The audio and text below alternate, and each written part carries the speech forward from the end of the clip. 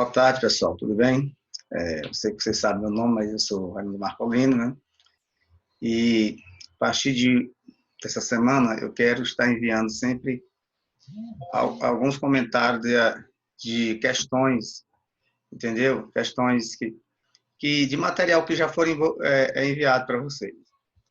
Ninguém não sabe como é que está, quando vai esse momento, né? Pandemia, ninguém sabe quando é a volta, então é bom a gente ficar sempre nos comunicando com questionamento e resolução de questões, alguns comentários, algumas questões. Na última vez que nós tivemos o encontro, nós apenas falamos, nós fomos até, me parece que derivadas direcionais. Então, nós vamos aqui, através desse canal, né, discutir algumas questões e conteúdos novos também, viu? E vocês vão estudando e depois a gente tira as dúvidas. Tudo bem? Eu vou, na último material que eu enviei para vocês, tem umas questões e dentro do conteúdo tem umas questões. E no momento hoje aqui eu vou apenas discutir o conteúdo que foi enviado. Tudo bem?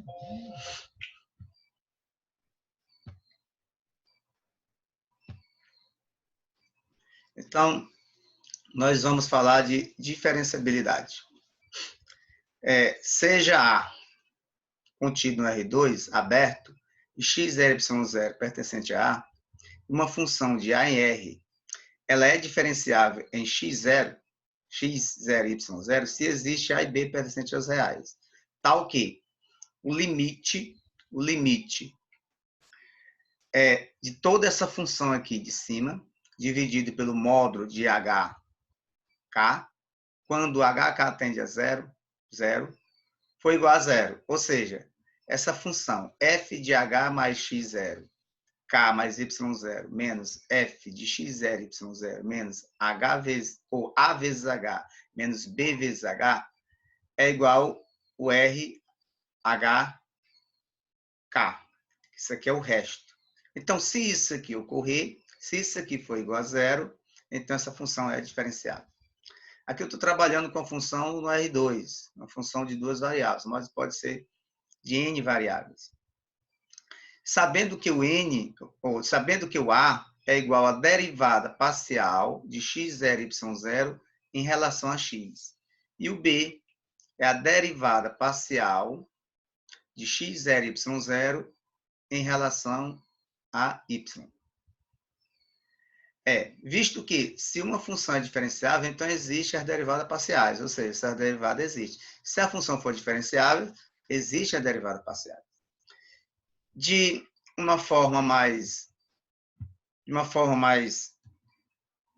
geral, nós podemos escrever assim: o limite de f de A mais H, B mais K, menos f de AB, menos a derivada parcial em função em relação a x vezes h, menos a derivada parcial da função em relação a y vezes k, dividido pelo módulo de v, é igual ao RV, que eu acabei de falar para vocês, que é o resto, dividido pelo módulo de v.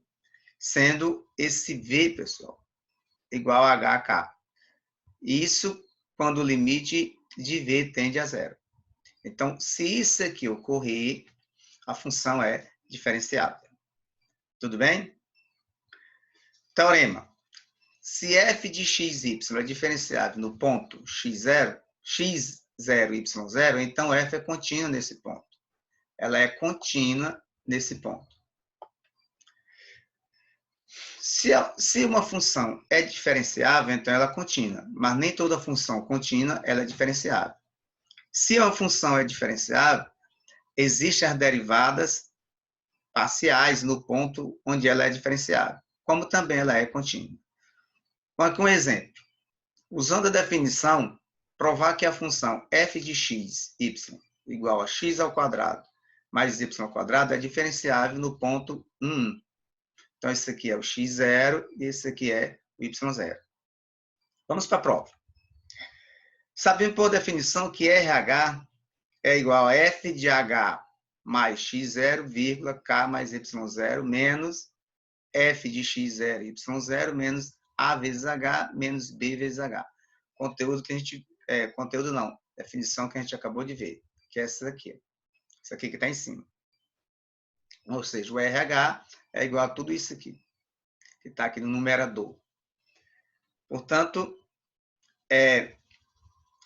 através dessa definição aqui, nós vamos provar que o limite de RHK sobre o módulo de HK, quando HK tende a zero, tem que ser igual a zero. Se for diferente de zero, então significa dizer que a função não é diferenciável. Tudo bem? Então, quem é o A? O A é a derivada parcial da função em relação a x, que é 2 vezes x, derivada de x ao quadrado é 2x, mais a derivada de y ao quadrado, só que em função de x, em relação a x, isso aqui é uma constante, então fica só 2x. Como eu vou substituir aqui o ponto, que é 1, fica 2 vezes 1, que é 2. E o b é a derivada parcial da função dada em relação a y, que é 2y, porque o x ao quadrado passa a ser a constante. Substituindo os valores aqui do ponto dado, 2 vezes 1 dá 2. Então, nós temos o quê? O valor do A, que é 2, o valor do B, que também é 2, e f de 1, é só você substituir. No lugar do x, você bota 1, no lugar do y, você bota 1 também, então fica 1 ao quadrado mais 1 ao quadrado, que dá 2. Então, f de 1 dá 2. E f de h mais 1, vírgula k mais 1, que é lá da definição h mais x0 e k mais y0. Vamos substituir isso aonde? Aqui também. Então, vai ficar o quê? H mais 1 ao quadrado, mais K mais 1 ao quadrado. Quando eu desenvolvo esse produto notável, vai ficar H ao quadrado mais 2H mais 1. A mesma forma acontece com K mais 1 ao quadrado, que é K ao quadrado mais H mais 2K mais 1. Substituindo em 1, ou seja, vamos substituir todos esses valores que nós encontramos aqui, ou seja, o valor do A, o valor do B, o valor do A, o valor do B, o valor de f de x, y0, que é o f de 1, e o valor de h mais 1, vírgula k mais 1, que é h mais x0 e k mais y0. Substituindo para nós encontrar o valor de r de hk, que o limite dele, quando hk tende a zero sobre o módulo de hk, tem que ser zero, para que a função seja diferenciável. Então, substituindo, vai ficar RH, R de HK é igual a H ao quadrado, mais K ao quadrado, mais 2K, mais 2, isso aqui tudinho. Quem é? É o F de H mais 1, vírgula K mais 1. Aí nós temos depois o quê? Menos F de x0 e y0, que é F de 1, que deu quanto? 2. Está aqui o 2. Aí menos o A vezes H. Mas quem é o A? É o 2. 2H, que é daqui. Menos 2 vezes, que é o B, vezes K. Mas quem é o B? O B é o 2. Então, aqui nós podemos cortar 2 com menos 2, menos 2H com 2H, e 2K com menos 2K. Então, aqui, pessoal, tem um R, viu? Aqui onde eu estou passando aqui tem um R. Então, R de HK é igual a H ao quadrado mais K ao quadrado.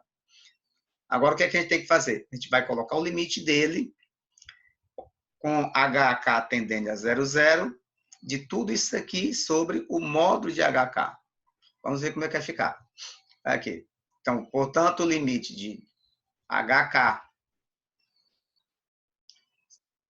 o limite de HK tendendo a 0, de quem? De RHK sobre o módulo de HK é igual a quem? Nós sabemos que o RHK visto anteriormente aqui é H ao quadrado mais K ao quadrado, substituindo, e o módulo de HK é raiz quadrada de H ao quadrado mais K ao quadrado. Por quê?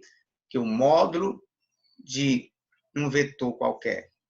Se ele tem dois elementos, vai ser o quê? Raiz quadrada da soma dos quadrados desses elementos. No caso aqui, os elementos são o H e o K. Tudo bem? Que tudo isso é igual ao limite. O que eu vou fazer? Vou tomar um caminho, ó, vou tomar um caminho RT com esse RT igual a TT para todo T diferente de zero. Então, quando eu faço isso, eu substituo no lugar do H, eu boto T, no lugar do K, eu boto T. Então, vai ficar 2T ao quadrado sobre raiz quadrada de 2T ao quadrado. Isso, nós estamos tomando um caminho, agora a função vai ficar em função de T, ou seja, T tendendo a zero. Antes era HK tendendo a zero, agora é apenas o T tendendo a zero. E o limite disso aqui é zero, que é só substituir no lugar do T, bota o zero. Então, notamos que o limite de T tendendo a zero de 2T ao quadrado sobre raiz quadrada de 2T ao quadrado é igual a 2T ao quadrado sobre o módulo de T. Quando ele vem aqui fora, ele vem para o módulo, que ele pode ser positivo ou negativo, com T menor do que zero e T maior que zero. Ok? Então, logo, F é diferenciável em 1. Por quê? Porque o limite de HK tendendo a 0, 0, de R de HK sobre o módulo dele é igual a zero. Que a definição diz isso aqui. A definição já diz isso. A definição diz isso, ó. Aqui no início. Ok? Tudo bem? Então, essa é... Nós acabamos de provar que essa função aqui é diferenciada. Muito bem. Falei um pouco aqui de gradiente, pessoal. Falei um pouco de gradiente. Que gradiente é um vetor, na verdade. O gradiente é um vetor. Seja uma função f de R3 em R, aqui eu estou colocando uma função com 3 variáveis, mas pode ser 2, pode ser 3 ou mais. Aí, se x0, y0 e z0 pertencente a R3, se esse ponto aqui pertence a R3, porque a função é de R3 em R, então o vetor gradiente é dado por essa função aqui, esse símbolozinho aqui, esse delta deitado. Delta de f de x0, y0, delta deitado, é claro, de x0, y0, z0 é igual a derivada direcional em função de x do ponto dado, no caso x0, y0, z0, vírgula, a derivada parcial em função de y da função dada do ponto x0, y0 e z0, do ponto cujos elementos são x0, y0 e z0, e o terceiro elemento, a derivada parcial da função f em relação a z, do ponto dado, cujos elementos é x0, y0 e z0. Então, esse é o vetor gradiente. Eu posso até fazer aqui um exemplo aqui para vocês. Vou tentar fazer um exemplo para vocês aqui. Digamos que eu tenho uma função aqui, f de x, y, igual a 2x ao quadrado. O 2 aqui não está muito legal. Mais 3x, y. Então, quem será o gradiente? Quem será o gradiente? Gradiente de, no ponto 1 e 0. Será o gradiente aqui. Então, o que a gente vai fazer? Calcular a derivada direcional em função de x em função de y, depois substituir os valores. Derivada parcial em função de x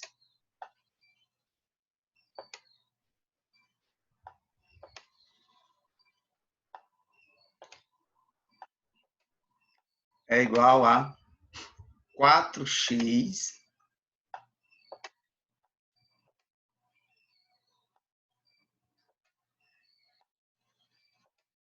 mais 3y. Que é a derivada disso aqui, mais a derivada desse, em função de x. E a derivada de f em função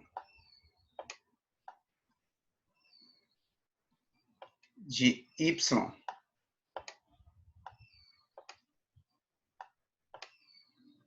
é igual a 3x. 3x. Porque aqui é a constante, a derivada de 3y é 3, mas tem o x que é constante. Então, aqui implica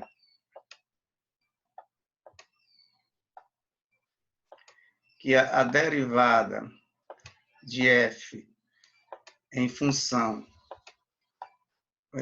ou em relação a x do ponto 1, 0 é igual, substituindo no lugar do x o 1 e no lugar do y 0, vai ficar apenas o 4. E aqui implica que a derivada parcial de f em função do y do ponto 1 e 0 é igual. No lugar do x eu boto 1, não tem y, então vai ficar apenas o 3. Então, pessoal, o vetor gradiente dessa função nesse ponto 1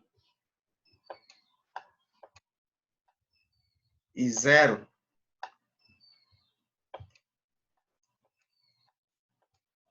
é igual a 4